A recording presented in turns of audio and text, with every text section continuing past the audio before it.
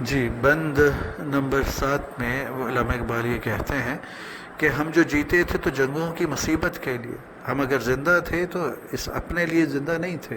ہمیں جینے سے محبت نہیں تھی، ہم تو جنگوں کی مصیبت اٹھانے کے لیے زندہ تھے اور مرتے تھے تیری نام کی عظمت کے لیے، اور اگر ہم مرتے تھے تو بھی تیری نام کی عظمت کے لیے مرتے تھے، جنگوں میں جاتے تھے بھی تو اللہ اکبر کے نعرے لگاتے تھے، اور اگر مرنے والے ہوتے تھے تو بھی اللہ اکبر کے نعرے لگایا کرتے تھے،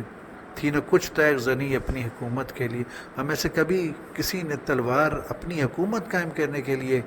نہیں چلائی، بلکہ تلوار چلائی تو آپ کا پیغام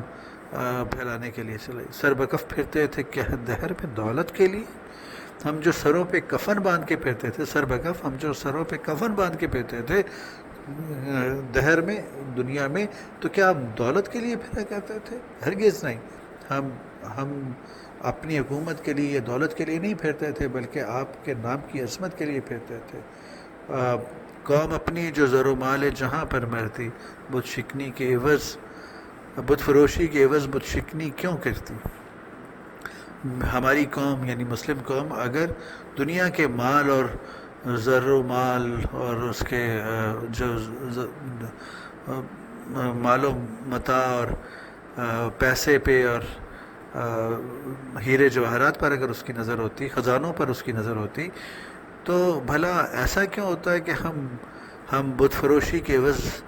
بت فروشی کی جگہ بت شکنی کیوں کرتے؟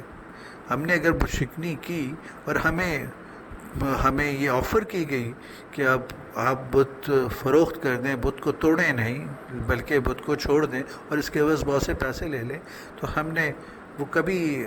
یہ والی آفر قبول نہیں کی، بلکہ ہم بت کو توڑ کے ہٹے۔ اور اس میں جو ایک جس تاریخی واقعے کی طرف اشارہ ہے، شاید وہ محمود غزنوی کے اس واقعے کی طرف اشارہ ہے کہ سومناتھ کے مندر میں جب وہ سومناتھ کا بت توڑنے کے لیے گئے تو انہیں بہت بڑے مقدار میں مال و زر وہاں کے برہمن پنڈتوں نے آفر کیا، جبکہ اس پہ محمود غزنوی کا یہ کہنا تھا کہ میں بت شکن ہوں، بت فروش نہیں۔